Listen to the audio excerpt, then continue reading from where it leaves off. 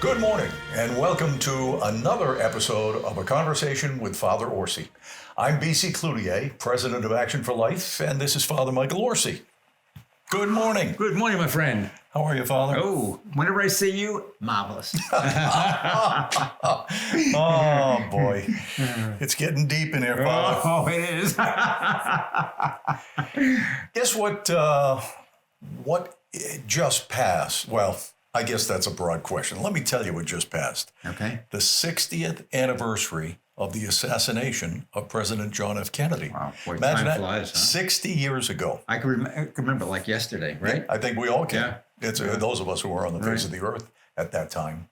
That came up in my research, and I began to think about President Kennedy and how, in many ways, he would be considered very conservative today by our current political standards.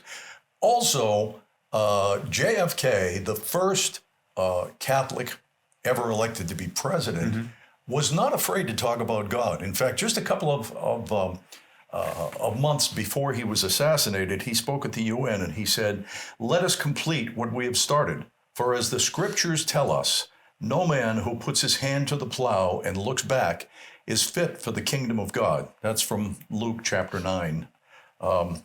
You fast forward to the present, Father, and as religious faith has declined, ideological intensity has risen. Not religious is a real American identity. Yeah. How do we fix that? Well, it's a tall order. How do we fix it? I think there are two things that we must do.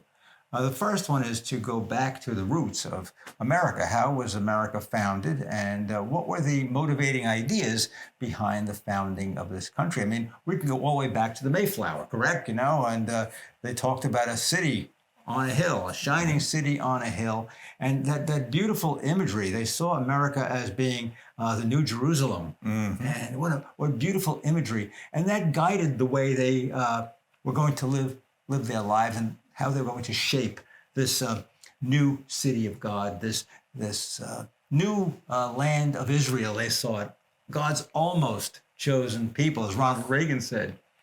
The other thing that we have to do is to evangelize. Evangelize. And what does that mean? It means to go out and to speak the word fearlessly speak the word.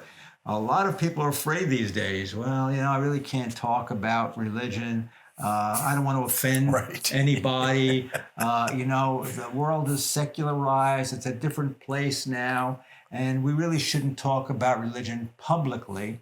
And yet religion was very much part of the founding of our country, as I said, from the Mayflower, but all the way through the colonial period, the divines, the pastors of the churches spoke politics and religion together, and it motivated the people to seek freedom and to treat each other with justice. And unless you have that sense of God in the background, everything can begin to unravel. What is your guiding motive? What is going to tell you right from wrong?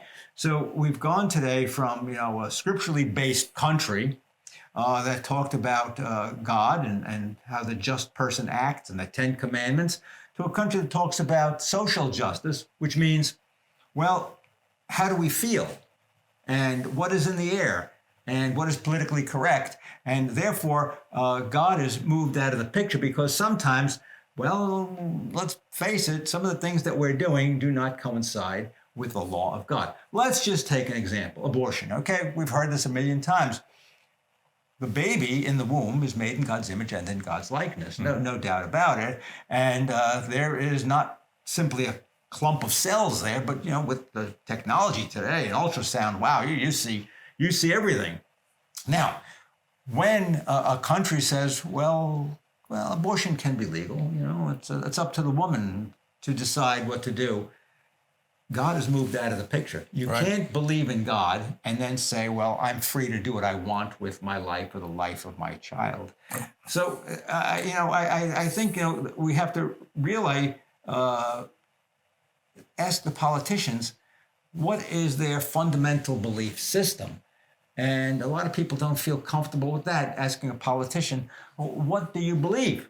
And I think we're getting a little bit of a taste of it now with Mike Johnson, the new Speaker of the House. And he prayed after he was elected. He reads the Bible, and he quotes the Bible. And some people are saying, oh, he can't do that. Well, oh, yes, he can. I'll tell you something interesting, BC. I'm going to quote something. I'm going to see if you know who said this. Okay. All right. And folks, you pay attention now, because this is really going to blow your minds. There was once a political candidate who said, when a elected official goes into the halls of Congress or the Senate, they do not leave their faith at the door. They bring it in with them to help guide and shape legislation. Who said that? I'm going to guess Ronald Reagan. Wrong. Barack Obama. Really? Really? Is that true? Really? Oh, Really? my gosh. Yeah. Okay. Now, I'm sure he's changed his tune since then. That was, prior to his first election. But that's what he said. And that's what a politician should go into session with. What are my fundamental beliefs? And am I willing to shape my legislation with the beliefs that I have? Beyond that, am I willing to actually disclose what I believe and what I stand for? Right. And unfortunately, we don't have many politicians in Washington who are willing to do that. Right.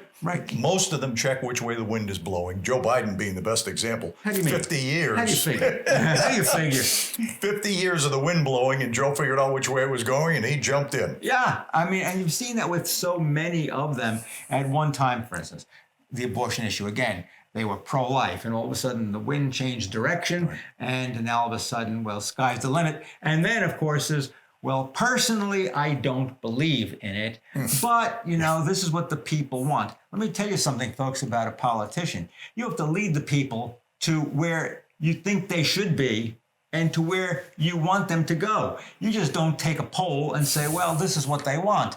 Republican form of government means what? That, you have a legislature, a Congress, you have the Senate, you have the presidency, and all of these groups have to bring their principles together and then to shape legislation accordingly. And it's not simply by taking a vote. What you could do then, in this day and age, I suppose, everybody could get their cell phone and say, let's vote by cell phone. Right. What do you think about? And then press the button. Okay, 95% of the people think this, therefore 5% of the people are wrong. 49% think this, 51% think that, therefore that's what we're going to do. That's not Republican form of government, okay? You don't have, let me put this to you quite clearly. It's not simply majority rule. It shouldn't be majority rule, because what we have to do is we have to be able to say, sometimes the majority might be wrong. And you have to have wise politicians. You have to have wise, there's a difference between a politician and a statesman.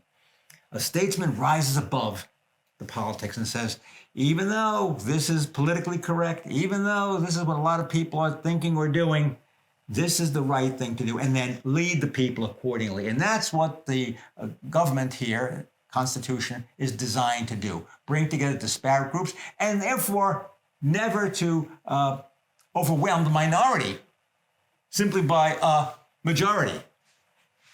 And there are politicians who have shown a lot of mettle. One that comes to mind is Harry Truman.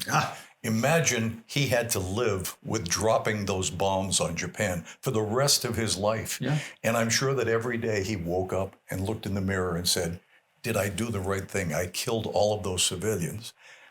I don't know. I don't know what the answer is. I'm sure he didn't either. But he stood on his principles, and he did what he believed was the right thing to do to end a vicious, vicious war. Let me tell you about that, BC. That's always one of the questions that comes up in moral theology. And when I taught at law school, that's one of the questions that comes up. And there's a book put out by William Miscampbell, Miscampbell. He did teach at Notre Dame University, and he wrote a book about the dropping of the atomic bomb. And certainly, we all have to admit it's a horrendous thing, and human beings sometimes have to make horrendous choices, and that was a horrendous choice. Question was, why did Harry Truman do it? And the statistics show, and all the research shows, that Japan was not going to surrender. Right. They were not going to end the war, and that if Harry Truman continued the war, well, another 1 million American lives would have been lost. Yep. So it was a decision. We live in a very imperfect world, original sin. It was a decision that he had to make. So as president, did he make the right decision saying, can I sacrifice another million American lives? And will the country support the war, losing another million men in battle? That's what Harry had to deal with. You got to give him credit, like you said. He made the tough decision. The buck stops here. That's right. And did it torture him the rest of his life? I suppose it did bother him. And a lot of us, we get on a high moral ground, high horse. High horse, right? And, that was a terrible thing he did. He was a bad man. He was an evil man. Well, not necessarily. Was it a horrible thing? Yeah. Was Harry evil for doing it? Folks, you think about it. It's an interesting question. Right. I'm sure it's a question that can be debated ad infinitum. Right. But my point is, Harry Truman believed that what he was doing was right, and he had the courage of his convictions. He did. And for that, he should always be admired, despite the fact that he was a Democrat. Well, the fact of the matter is, I don't think there is anyone back in those days that would say that Harry Truman was a bad president. Right. I think that he had the respect of the country. My mother always said, Harry Truman was a great president. The accidental president was a great president. Yeah, so you never know who God is going to use. And I know we didn't have the divisions that we do today. The country united behind Harry Truman, and for the most part applauded his actions to end the war. Where we are today, it's a completely different story. Politicians are not free, or do not feel free, to speak clearly, to reinforce their decisions with religion, or to speak of their religious faith that figured into the making of the decisions that they make. For the most part, a lot of politicians see religion as a compartmentalized thing. We have a group called the Americans for the Separation of Church and State. And they get this idea from Roger Williams. He was early in the colony of Massachusetts, and he was a dissenter. And the church in Massachusetts was the Congregationalist church, and he said that there shouldn't be a state church, and therefore he went over to Rhode Island. And you know the story, folks, Rhode Island plantation, Providence plantation. And the church became separate, completely separate from the state. And the church was supposed to be a beacon on a hill. It didn't get involved with the state, but it was a symbol that people could see up on the hill. But it did not get itself involved in the day-to-day actions of government. We'll be back right after this. Action for Life is proud to sponsor A Conversation with Father Orsi. Action for Life is an all-volunteer, pro-life, interfaith ministry that's focused on the sanctity of life from conception to natural death. In addition to sponsoring this TV program, Action for Life provides financial support and life assistance to any woman who wishes to carry her baby to term in anticipation of an adoption. Action for Life also provides financial assistance to a variety of pro-life organizations, including maternity homes, pregnancy resource centers, anti-human trafficking agencies, and sidewalk advocates, but to name a few. Please consider making a donation so that we can continue in the fight to save preborn babies. You can donate online at actionforlife.org. Thank you, and God bless. Hey gang, I know a lot of you sometimes can't watch all of our episodes of Action for Life. However, we have a solution for that. All you have to do is go to YouTube and search for Action for Life Florida. And you can catch up on all the shows, and guess what? Extra added bonus, you get to hear my weekly homily. So, YouTube and you make a fine couple. Ladies and gentlemen, we hear a lot today about society redistributing the goods of the people who work for those goods. We are called to work. Jesus was a worker himself. He was a carpenter. The apostles, they worked. They were fishermen. They never thought of themselves as being entitled to anything. As a matter of fact, St. Paul says, I'm a tent maker. I'm not going to impose on anybody. I'm going to work with my own hands. And a lot of people have forgotten that today. We are called to work, to use our natural gifts, to use our talents, to use our minds, and sometimes to use our backs to do the work that is going to provide a living for us and for our families. When we don't work, we diminish ourselves. There's no sense of satisfaction, accomplishment, no sense that we have put our time, our effort, and our sweat into providing for ourselves and for our families. So, ladies and gentlemen, let's think about what that means. It doesn't just simply mean taking a salary. It means providing for ourselves, providing for our families, and thanking Almighty God for all the good things that He has given us, and asking us to co-create with Him with the goods of the earth, and to use our minds to make something wonderful for ourselves, for our family, and for our country. Hi, I'm BC Cloutier, president of Action for Life. As you can imagine, producing this program is quite an expensive endeavor, and we would appreciate your contributions in any amount.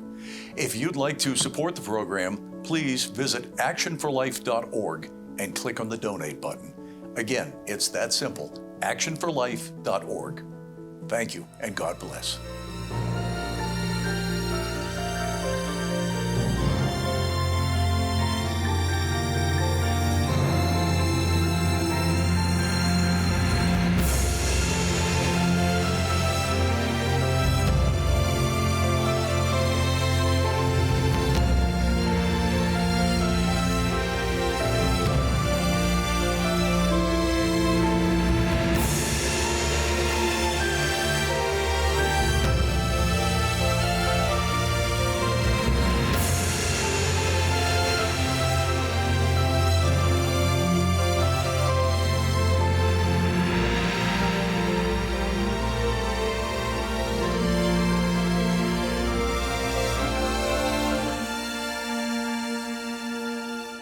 Welcome back to A Conversation with Father Orsi. I'm BC Cloutier. Father, before the break, we were talking about Harry Truman dropping the hydrogen bomb. We call it an atomic bomb, but it was really hydrogen.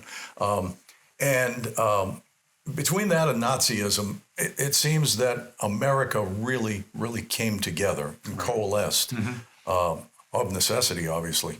I see some similarities here with Ukraine and now with Gaza. We don't know what China is up to with Taiwan. There's a lot of stuff bubbling under the surface, don't you think? Yeah, this certainly is. First of all, the bombing of Pearl Harbor was a catalyst. Oh, no. Oh, yes. To get the United States into a war with Japan. There are some people that question as to whether or not Roosevelt knew that it was coming and decided that this would be a good way to bring the people on board, maybe, with the war. But be that as it may, when we go to the war on the Western Front, certainly Nazism was abhorrent, but personally, I cannot believe that with the intelligence that we had and with our allies in the West, that they didn't know what was going on in Nazi Germany. I think that's my point, Father, that it was there, but everyone chose to, push it aside until it became untenable. Right. There was a wonderful, a very short movie. It's called Sing a Little Louder. I encourage you folks to look it up and Google it up and then to watch it. Maybe it's about 10 minutes, and it is a scene of a pastor and his congregation in a church in Germany, and there's a train passing by with the victims for the concentration camp, the Jews that were going to be shipped to the concentration camp. And the pastor knows what's happening, and the people in the church know what's happening, but they didn't want them to hear the voices of the people screaming, for help, or to know that the train was bringing another load of prisoners to be murdered. And every time the train is drawing closer and closer to the church, the pastor says, "Sing a little louder." That way they couldn't hear it. So I've seen this a number of times. I encourage you to take a look at it. What's going on in Israel now and in Ukraine now? Is it enough? Is Ukraine enough to focus America on a war in Europe? I don't know. There is a greater chance, though, of America getting involved in a war in the Middle East. Yeah, big time. Yeah, big time. And I'll tell you why. First of all, we have a very large Jewish community here in this country, and they're a vocal Jewish community, and thank God they are. So that might be a way of swaying people to say we have to be very strong in our support for Israel. Can I just interject? I'm amused that the Democrat Party, half of the party supports the Jews, and half of the party half is an estimation, supports the Palestinians. That's a real issue for them. Yeah, but I think that we have to remember the Democrat Party has changed quite a bit. No doubt about it. Sure. Over the last 25 years. Mm-hmm. It's no longer the Democrat Party that once existed. We talked about John Kennedy earlier. Right. John Kennedy was a Democrat, but certainly right now, he might be considered, a centrist Republican. Okay, So the times have changed. The party's been taken over by socialists, if not communists, and what we have now is a party with the squad basically setting the tone, unfortunately, for what the party believes is the right way to go. That's my estimation right now. Now, aside from the large Jewish community here in the United States, but folks, it's only about 1 or 2%. The Jews have always had a role in the universities, a role in the media, and very influential because they're highly educated people. It seems that we are also losing our universities. And you notice now that a lot of the protest pro-Hamas is coming out of our great universities. So the Ivies. Yeah, the Ivies. So what is being taught there? Do people have a sense of what it is to be an American anymore? And could we garner support for a war overseas in Israel or in Ukraine? I don't know. I think that we're lacking a sense of patriotism, first of all. Lacking a sense of commitment. Exactly. These young people are not going to war. No. They have no desire. No. So, what do you do? Does it become like a war by computer? You're just dropping bombs on each other. It's like something I saw, a Star Wars movie. It's just like, you're pressing buttons and people getting blown up in different places. What really triggers this scenario of a war in the Middle East is Iran. Iran is the head of the snake. Right. And I was speaking to someone who was Assistant National Security Advisor to George W. Bush. And I said to him, "Does Iran have the bomb?" And he said, "Yes." Yeah. So I don't think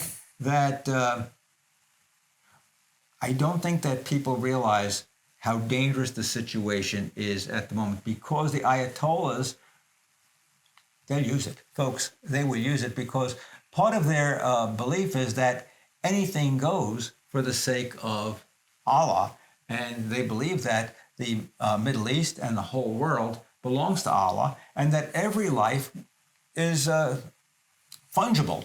It's fungible to get what you want to get. It feels like whoever makes the first move that is when we will experience the second coming. Yeah. Because the world will be decimated. Right. Right. Once somebody puts their finger on that button, then everybody's going to follow suit. Oh, they can bomb us, we'll bomb them.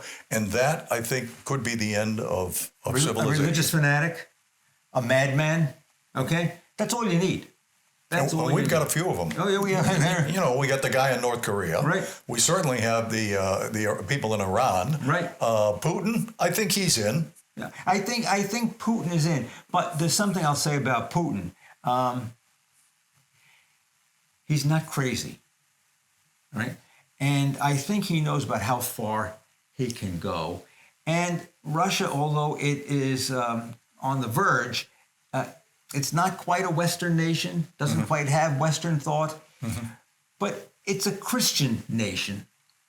And I think that he would be very hesitant to use a nuclear weapon, although some say he might use tactical Right.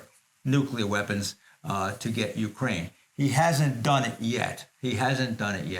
So how far do we go in our funding of the war in Ukraine? I think negotiating is the only way to go. And sometimes that negotiating means that you have to give up something that you prefer not to give up, or else you're going to lose the whole country. Right. And a lot of innocent lives. Compromise Yeah. is just that. It's Right. giving up one thing for something else. Right. As Reagan said, half a loaf is better than none at all. Yeah. So, when you talk about, can there be another war like we had with Nazi Germany? I think in Western Europe, it would be a very limited type thing. I don't think we have the stomach for it. I don't think the Western European allies have the stomach for it. It'll be small engagements. All right. Give us some final thoughts. Final thoughts. Hey, gang, we're living in a very dangerous time. The war clouds are gathering everywhere, and they're extremely dangerous. The ones in the Middle East, and also, the ones that are gathering in China around Taiwan. That's another possibility that, well, let's face it. If I were Mr. Xi and our attention is now occupied in the Middle East and occupied in Europe, might be time that they're thinking about taking Taiwan. So all I can say to you folks is, please, the way that we're ever going to settle this present situation down, it's one of the most dangerous times that the world has ever lived in, is that you must elect the right people to office and pray that they do the right thing. Thank you, Father, and thank you for watching. Join us again next week, same time, same station, for a conversation with Father Orsi. I'm BC Cloutier. Have a great week, and God bless.